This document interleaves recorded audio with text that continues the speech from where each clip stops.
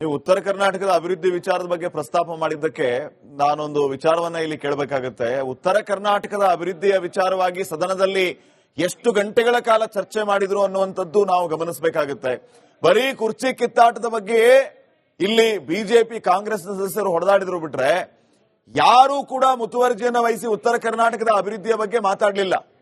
ಪ್ರಶ್ನೆಗಳು ಬಂದಾಗ ತಾತ್ಪೂರ್ತಿಕವಾಗಿ ಉತ್ತರ ಕೊಟ್ಟರು, ಆದ್ರೆ ಜವಾಬ್ದಾರಿಯುತವಾಗಿ ಉತ್ತರ ಕರ್ನಾಟಕದ ಅಭಿವೃದ್ಧಿ ಆಗ್ತಾ ಇದೆಯಾ ಇಲ್ವಾ, ಅದಕ್ಕಾಗಿ ನಾವು ಏನ್ ಮಾಡಬೇಕು ಅಂತ ಸರ್ಕಾರ ಇದ್ರ ಬಗ್ಗೆ ತಲೆನೇ ಕೆಡಿಸ್ಕೊಳ್ಳಿಲ್ಲ. ಸದನದ ಹೊರಗಡೆ ಬ್ಯಾಕ್ ಟು ಬ್ಯಾಕ್ ಪ್ರತಿಭಟನೆಗಳಾದವು. ಮಹದಾಯಿ ವಿಚಾರವಾಗಿ, ಕೃಷ್ಣಾ ಮೇಲ್ದಂಡೆ ಯೋಜನೆ ವಿಚಾರವಾಗಿ, ಕಬ್ಬಿಗೆ ಬೆಂಬಲ ಬೆಲೆಯ ವಿಚಾರವಾಗಿ, ಇತ್ಯಾದಿ ಇತ್ಯಾದಿ ಲಿಸ್ಟ್ ಮುಂದುವರಿಯುತ್ತೆ. ಆದ್ರೆ ಸದನದ ಒಳಗಡೆ ಇದ್ರ ಬಗ್ಗೆ ಚರ್ಚೆ ಆಗದೆ ಇರೋದು ದುರಂತ. ಉತ್ತರ ಕರ್ನಾಟಕದ ಬಗ್ಗೆ, ಮುಂಬೈ ಕರ್ನಾಟಕ ಮತ್ತು ಕಲ್ಯಾಣ ಕರ್ನಾಟಕ ಎರಡು ಪ್ರದೇಶಗಳ ಬಗ್ಗೆ ಅಭಿವೃದ್ಧಿ ಮತ್ತು ಅಲ್ಲಿ ಹೇಗೆ ನಾವು ಅಭಿವೃದ್ಧಿಯ ಗತಿಯನ್ನ ಹೆಚ್ಚಿಸಬೇಕು ಅನ್ನೋ ಕಾರಣಕ್ಕೇನೆ ಅಲ್ಲಿ ಸುವರ್ಣ ವಿಧಾನಸಭೆ ಕಟ್ಟಿಸಿದ್ದು. ಹೀಗಾಗಿ ಅಲ್ಲಿಗೆ ಹೋಗಿನೂ ಕೂಡ ಇವರು ಇದೇ ರಾಜಕಾರಣ ಮಾಡ್ತಾರಂದ್ರೆ ಅಲ್ಲಿ ಹೋಗಿ ಪ್ರಯೋಜನ ಇಲ್ಲ. ಹಾಗೆ ನೋಡಿದ್ರೆ ನೀವು ಯಾವುದೇ ಕರ್ನಾಟಕದ ಯಾವುದೇ ಭಾಗದ ಅಭಿವೃದ್ಧಿ ಬಗ್ಗೆ ಚರ್ಚೆ ಮಾಡೋಕೆ ಆ ಭಾಗಕ್ಕೆ ಹೋಗ್ಬೇಕಂತೇನಿಲ್ಲ. ನೀವು ಬೆಂಗಳೂರಿನ ವಿಧಾನಸೌಧದಲ್ಲಿ ಆ ಚರ್ಚೆ ಮಾಡಬಹುದು. ಈಗ ಬೆಳಗಾವಿಯಲ್ಲಿ ನಮ್ಮ ಉತ್ತರ ಕರ್ನಾಟಕದ ಮುಂಚಿನ ನಾಯಕರುಗಳಾದಂತ ಸತೀಶ್ ಜಾರಕಿಹೊಳಿ, ಎಂಬಿ ಪಾಟೀಲ್ ಇತ್ಯಾದಿಗಳು ಡಿನ್ನರ್ ಮೀಟಿಂಗು, ಲಂಚ್ ಮೀಟಿಂಗ್ ಏನೇನೋ ಮಾಡಿದ್ರಲ್ಲ, ಆ ಲಂಚ್ ಮೀಟಿಂಗ್, ಡಿನ್ನರ್ ಮೀಟಿಂಗ್ ಗಳನ್ನ ತಮ್ಮ ಪ್ರದೇಶದ ಅಸಮಾನತೆಯ ಬಗ್ಗೆ, ತಮ್ಮ ಪ್ರಾದೇಶಿಕ ಅಭಿವೃದ್ಧಿಯ ಬಗ್ಗೆ ಆ ಚರ್ಚೆಗಳ ಮಾಡೋದಕ್ಕೆ ಕರೆದಿದ್ರೆ ಇನ್ನೂ ಹೆಚ್ಚು ಅರ್ಥಪೂರ್ಣ ಆಗೋದು. ಇವರು ಅಲ್ಲಿಯೂ ಕೂಡ ಈ ಕಾಲೆಳೆಯುವ ಆಟ ಇದು. ಇದೇನು ಹಗ್ಗ ಜಗ್ಗಾಟ ಅಲ್ಲಿ ನಡೀತಾ ಇಲ್ಲ. ಈಗ ಕಾಲೆಳೆಯುವ ಆಟ ನಡೀತಾ ಇದೆ ಎರಡು ಬಣಗಳ ಮಧ್ಯೆ. ಇದನ್ನ ಮಾಡೋದಕ್ಕೆ ಬೆಳಗಾವಿವರೆಗೂ ಹೋಗಿ, ಬೆಳಗಾವಿಯಲ್ಲಿ ಇಡೀ ಸಿಟಿಯ ಟ್ರಾಫಿಕ್ ಜಾಮ್ ಮಾಡಿ, ನಾನು ಹೋಗಿದ್ದೆ ಒಂದ್ 2 ದಿನ ಬೆಳಗಾವಿಯಲ್ಲಿ ಇದ್ದೆ ಈ ಸದನ ನಡೆಯುವಾಗ. ಇಡೀ ಬೆಳಗಾವಿನೇ ಒಂದು ಕಾರ್ಡನ್ ಅಪ್ ಮಾಡಿರ್ತಾರ, ಅಷ್ಟು ಸೆಕ್ಯೂರಿಟಿ, ಅಷ್ಟು ದಟ್ಟಣೆ ಉಂಟು ಮಾಡಿ ಇದನ್ನ ಮಾಡೋದಕ್ಕೆ ಹೋದ್ರೆ ಅದರಂತ ನಾಚಿಕೆಗೇಡಿನ ವಿಚಾರ ಮತ್ತೊಂದಿಲ್ಲ. ಬಹುಶಃ ಈಗ ಫುಲ್ ಫ್ಲೆಡ್ಜ್ ಆಗಿ ಹೈಕಮಾಂಡ್ ಕೂಡ ಇಲ್ಲಿ ಎಂಟ್ರಿ ಆಗಿ ತಮ್ಮ ಶಾಸಕರುಗಳಿಗೆ, ನಾಯಕರುಗಳಿಗೆ ಯಾವುದೇ ಕಾರಣಕ್ಕೂ ಕುರ್ಚಿ ವಿಚಾರವಾಗಿ ಮಾತಾಡಲೇಬಾರದು ಅಂತ ಒಂದು ಖಡಕ್ ಸಂದೇಶ ಇಲ್ಲಿವರೆಗೂ ಬರಲೇ ಇಲ್ಲ. ಇಕ್ಬಾಲ್ ಹುಸೇನ್ ಒಂದ್ ರೀತಿ ಮಾತಾಡ್ತಾರೆ, ಬಸವರಾಜ್ ಶಿವಗಂಗಾ ಮತ್ತೊಂದು ರೀತಿ ಮಾತಾಡ್ತಾರೆ, ಡಿ.ಕೆ. ಶಿವಕುಮಾರ್, ಸಿದ್ದರಾಮಯ್ಯ ಅವರೇ ಮಾತಾಡೋದಕ್ಕೆ ಈಗ ಸ್ಟಾರ್ಟ್ ಮಾಡ್ಬಿಟ್ಟಿದ್ದಾರೆ. ಯತೀಂದ್ರ, ಸತೀಶ್ ಜಾರಕಿಹೊಳಿ, ಬಸವರಾಜ ರಾಯರೆಡ್ಡಿ, ಇವರು ಯಾರಿಗೂ ಕೂಡ ಹೈಕಮಾಂಡ್ ನೀವು ಯಾಕೆ ಚೇರ್ ವಿಚಾರವಾಗಿ ಮಾತಾಡ್ತಾ ಇದ್ದೀರಿ, ನಾವು ಇದೀವಿ ಅದ್ರ ಬಗ್ಗೆ ತಲೆ ಕೆಡಿಸ್ಕೊಳ್ಳೋದಕ್ಕೆ, ನಿಮ್ ಕೆಲಸ ನೀವು ಮಾಡಿ ಅಂತ ಸ್ಟ್ರಾಂಗ್ ಆಗಿ ಹೇಳುವಂತ ಕೆಲಸ ಈ ಕ್ಷಣದವರೆಗೂ ಆಗ್ಲೇ ಇಲ್ವಾ ಅಂತ.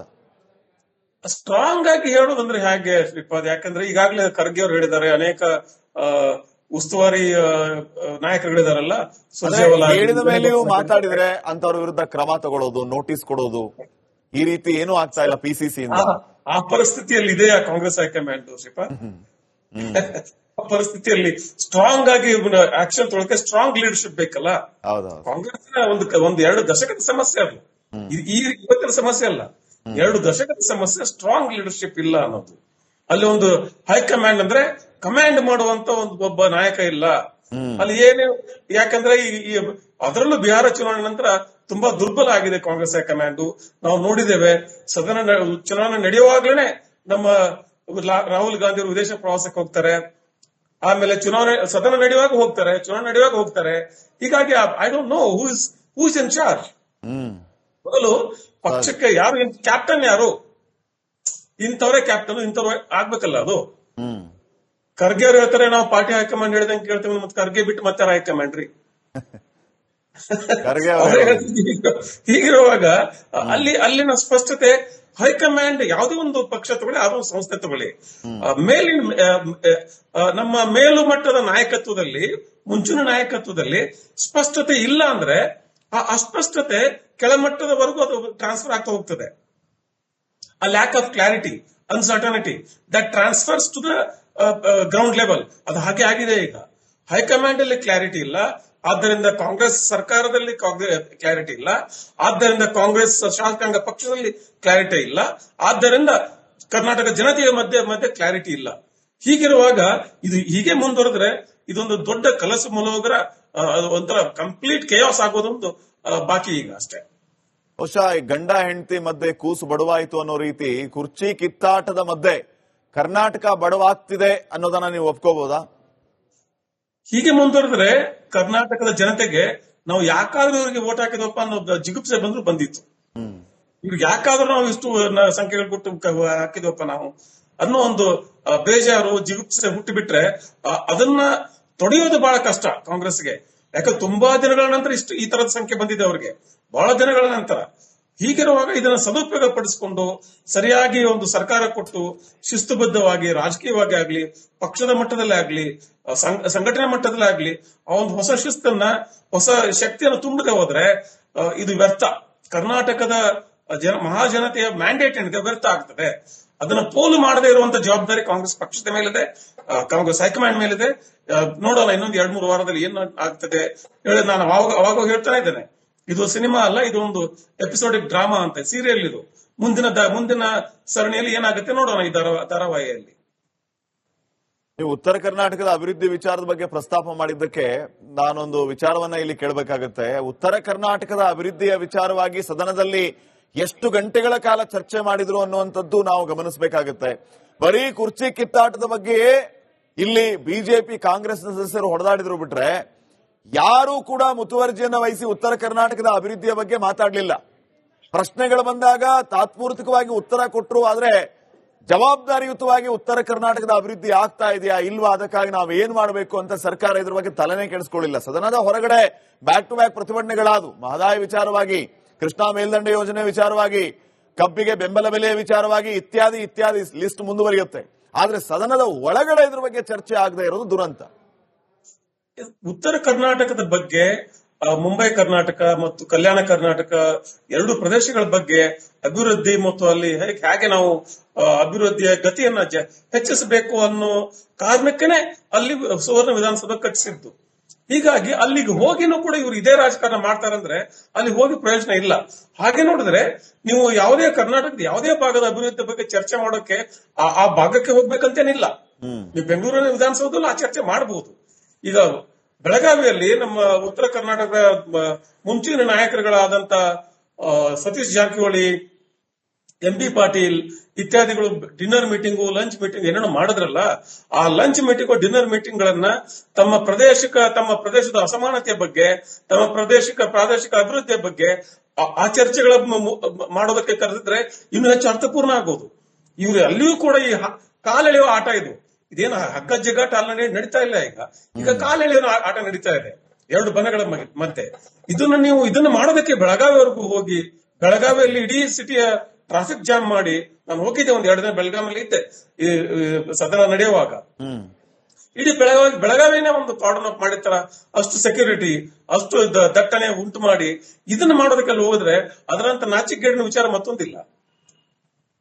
ಬಹುಶಃ ಈಗ ಫುಲ್ ಫ್ಲೆಡ್ಜ್ ಆಗಿ ಹೈಕಮಾಂಡ್ ಕೂಡ ಇಲ್ಲಿ ಎಂಟ್ರಿ ಆಗಿ ತಮ್ಮ ಶಾಸಕರುಗಳಿಗೆ, ನಾಯಕರುಗಳಿಗೆ ಯಾವುದೇ ಕಾರಣಕ್ಕೂ ಕುರ್ಚಿ ವಿಚಾರವಾಗಿ ಮಾತಾಡಲೇಬಾರದು ಅಂತ ಒಂದು ಖಡಕ್ ಸಂದೇಶ ಇಲ್ಲಿವರೆಗೂ ಬರಲೇ ಇಲ್ಲ. ಇಕ್ಬಾಲ್ ಹುಸೇನ್ ಒಂದ್ ರೀತಿ ಮಾತಾಡ್ತಾರೆ, ಬಸವರಾಜ್ ಶಿವಗಂಗಾ ಮತ್ತೊಂದು ರೀತಿ ಮಾತಾಡ್ತಾರೆ, ಡಿ.ಕೆ. ಶಿವಕುಮಾರ್, ಸಿದ್ದರಾಮಯ್ಯ ಅವರೇ ಮಾತಾಡೋದಕ್ಕೆ ಈಗ ಸ್ಟಾರ್ಟ್ ಮಾಡ್ಬಿಟ್ಟಿದ್ದಾರೆ. ಯತೀಂದ್ರ, ಸತೀಶ್ ಜಾರಕಿಹೊಳಿ, ಬಸವರಾಜ ರಾಯರೆಡ್ಡಿ, ಇವರು ಯಾರಿಗೂ ಕೂಡ ಹೈಕಮಾಂಡ್ ನೀವು ಯಾಕೆ ಚೇರ್ ವಿಚಾರವಾಗಿ ಮಾತಾಡ್ತಾ ಇದ್ದೀರಿ, ನಾವು ಇದೀವಿ ಅದ್ರ ಬಗ್ಗೆ ತಲೆ ಕೆಡಿಸ್ಕೊಳ್ಳೋದಕ್ಕೆ, ನಿಮ್ ಕೆಲಸ ನೀವು ಮಾಡಿ ಅಂತ ಸ್ಟ್ರಾಂಗ್ ಆಗಿ ಹೇಳುವಂತ ಕೆಲಸ ಈ ಕ್ಷಣದವರೆಗೂ ಆಗ್ಲೇ ಇಲ್ವಾ ಅಂತ. ಸ್ಟ್ರಾಂಗ್ ಆಗಿ ಹೇಳೋದಂದ್ರೆ ಹೇಗೆ ಶ್ರೀಪಾದ್? ಯಾಕಂದ್ರೆ ಈಗಾಗಲೇ ಖರ್ಗೆ ಅವರು ಹೇಳಿದ್ದಾರೆ, ಅನೇಕ ಉಸ್ತುವಾರಿ ನಾಯಕರುಗಳಿದಾರಲ್ಲ, ಹೇಳಿದ ಮೇಲೆಯೂ ಮಾತಾಡಿದ್ರೆ ಅಂತವ್ರ ವಿರುದ್ಧ ಕ್ರಮ ತಗೊಳ್ಳೋದು, ನೋಟಿಸ್ ಕೊಡೋದು, ಈ ರೀತಿ ಏನೂ ಆಗ್ತಾ ಇಲ್ಲ ಪಿಸಿಸಿ ಇಂದ. ಆ ಪರಿಸ್ಥಿತಿಯಲ್ಲಿ ಇದೆಯಾ ಕಾಂಗ್ರೆಸ್ ಹೈಕಮಾಂಡ್ ಶ್ರೀಪಾದ್? ಆ ಪರಿಸ್ಥಿತಿಯಲ್ಲಿ ಸ್ಟ್ರಾಂಗ್ ಆಗಿ ಆಕ್ಷನ್ ತೊಗೊಳಕ್ಕೆ ಸ್ಟ್ರಾಂಗ್ ಲೀಡರ್ಶಿಪ್ ಬೇಕಲ್ಲ. ಕಾಂಗ್ರೆಸ್ ಒಂದು 2 ದಶಕದ ಸಮಸ್ಯೆ ಅದು, ಈ ಇವತ್ತಿನ ಸಮಸ್ಯೆ ಅಲ್ಲ, 2 ದಶಕದ ಸಮಸ್ಯೆ. ಸ್ಟ್ರಾಂಗ್ ಲೀಡರ್ಶಿಪ್ ಇಲ್ಲ ಅನ್ನೋದು. ಅಲ್ಲಿ ಒಂದು ಹೈಕಮಾಂಡ್ ಅಂದ್ರೆ ಕಮಾಂಡ್ ಮಾಡುವಂತ ಒಬ್ಬ ನಾಯಕ ಇಲ್ಲ ಅಲ್ಲಿ. ಯಾಕಂದ್ರೆ ಅದರಲ್ಲೂ ಬಿಹಾರ ಚುನಾವಣೆ ನಂತರ ತುಂಬಾ ದುರ್ಬಲ ಆಗಿದೆ ಕಾಂಗ್ರೆಸ್ ಹೈಕಮಾಂಡ್. ನಾವು ನೋಡಿದ್ದೇವೆ, ಚುನಾವಣೆ ನಡೆಯುವಾಗ್ಲೇನೆ ನಮ್ಮ ರಾಹುಲ್ ಗಾಂಧಿ ಅವರು ವಿದೇಶ ಪ್ರವಾಸಕ್ಕೆ ಹೋಗ್ತಾರೆ, ಆಮೇಲೆ ಸದನ ನಡೆಯುವಾಗ ಹೋಗ್ತಾರೆ, ಚುನಾವಣೆ ನಡೆಯುವಾಗ ಹೋಗ್ತಾರೆ. ಹೀಗಾಗಿ I don't know who is in charge. ಮೊದಲು ಪಕ್ಷಕ್ಕೆ ಯಾರು ಕ್ಯಾಪ್ಟನ್, ಯಾರು ಇಂಥವ್ರೆ ಕ್ಯಾಪ್ಟನ್, ಇಂಥವ್ರೆ ಆಗ್ಬೇಕಲ್ಲ ಅದು. ಖರ್ಗೆ ಅವ್ರು ಹೇಳ್ತಾರೆ ನಾವು ಪಾರ್ಟಿ ಹೈಕಮಾಂಡ್ ಹೇಳ್ದಂಗೆ ಕೇಳ್ತೇವೆ, ಮತ್ತೆ ಖರ್ಗೆ ಬಿಟ್ಟು ಮತ್ತೆ ಹೈಕಮಾಂಡ್ ರೀ. ಹೀಗಿರುವಾಗ ಅಲ್ಲಿನ ಸ್ಪಷ್ಟತೆ ಹೈಕಮಾಂಡ್ ಯಾವುದೇ ಒಂದು ಪಕ್ಷ ತಗೊಳ್ಳಿ, ಯಾವುದೋ ಒಂದು ಸಂಸ್ಥೆ ತಗೊಳ್ಳಿ, ಮೇಲಿನ ನಮ್ಮ ಮೇಲು ಮಟ್ಟದ ನಾಯಕತ್ವದಲ್ಲಿ, ಮುಂಚೂಣಿ ನಾಯಕತ್ವದಲ್ಲಿ ಸ್ಪಷ್ಟತೆ ಇಲ್ಲ ಅಂದ್ರೆ ಆ ಅಸ್ಪಷ್ಟತೆ ಕೆಳಮಟ್ಟದವರೆಗೂ ಅದು ಟ್ರಾನ್ಸ್ಫರ್ ಆಗ್ತಾ ಹೋಗ್ತದೆ. a lack of clarity, uncertainty that transfers to the ground level. ಅದು ಹಾಗೆ ಆಗಿದೆ. ಈಗ ಹೈಕಮಾಂಡ್ ಅಲ್ಲಿ ಕ್ಲಾರಿಟಿ ಇಲ್ಲ, ಆದ್ದರಿಂದ ಕಾಂಗ್ರೆಸ್ ಸರ್ಕಾರದಲ್ಲಿ ಕ್ಲಾರಿಟಿ ಇಲ್ಲ, ಆದ್ದರಿಂದ ಕಾಂಗ್ರೆಸ್ ಶಾಸಕಾಂಗ ಪಕ್ಷದಲ್ಲಿ ಕ್ಲಾರಿಟಿ ಇಲ್ಲ, ಆದ್ದರಿಂದ ಕರ್ನಾಟಕ ಜನತೆಯ ಮಧ್ಯೆ ಕ್ಲಾರಿಟಿ ಇಲ್ಲ. ಹೀಗಿರುವಾಗ ಇದು ಹೀಗೆ ಮುಂದುವರೆದ್ರೆ ಇದೊಂದು ದೊಡ್ಡ ಕಲಸು ಮುಲೋಗರ ಒಂಥರ ಕಂಪ್ಲೀಟ್ ಕೇಯಾಸ್ ಆಗೋದೊಂದು ಬಾಕಿ ಈಗ ಅಷ್ಟೇ. ಬಹುಶಃ ಈ ಗಂಡ ಹೆಂಡತಿ ಮಧ್ಯೆ ಕೂಸು ಬಡವಾಯಿತು ಅನ್ನೋ ರೀತಿ ಕುರ್ಚಿ ಕಿತ್ತಾಟದ ಮಧ್ಯೆ ಕರ್ನಾಟಕ ಬಡವಾಗ್ತಿದೆ ಅನ್ನೋದನ್ನ ನೀವು ಒಪ್ಕೋಬಹುದಾ? ಹೀಗೆ ಮುಂದುವರೆದ್ರೆ ಕರ್ನಾಟಕದ ಜನತೆಗೆ ನಾವು ಯಾಕಾದ್ರೂ ಇವರಿಗೆ ವೋಟ್ ಹಾಕಿದವಪ್ಪ ಅನ್ನೋ ಜಿಗುಪ್ಸೆ ಬಂದಿತ್ತು. ಇವ್ರಿಗೆ ಯಾಕಾದ್ರೂ ನಾವು ಇಷ್ಟು ಸಂಖ್ಯೆಗಳು ಕೊಟ್ಟು ಹಾಕಿದವಪ್ಪ ನಾವು ಅನ್ನೋ ಒಂದು ಬೇಜಾರು ಜಿಗುಪ್ಸೆ ಹುಟ್ಟಿಬಿಟ್ರೆ ಅದನ್ನ ತೊಡೆಯೋದು ಬಹಳ ಕಷ್ಟ ಕಾಂಗ್ರೆಸ್ಗೆ. ಯಾಕಂದ್ರೆ ತುಂಬಾ ದಿನಗಳ ನಂತರ ಈ ತರದ ಸಂಖ್ಯೆ ಬಂದಿದೆ ಅವ್ರಿಗೆ, ಬಹಳ ದಿನಗಳ ನಂತರ.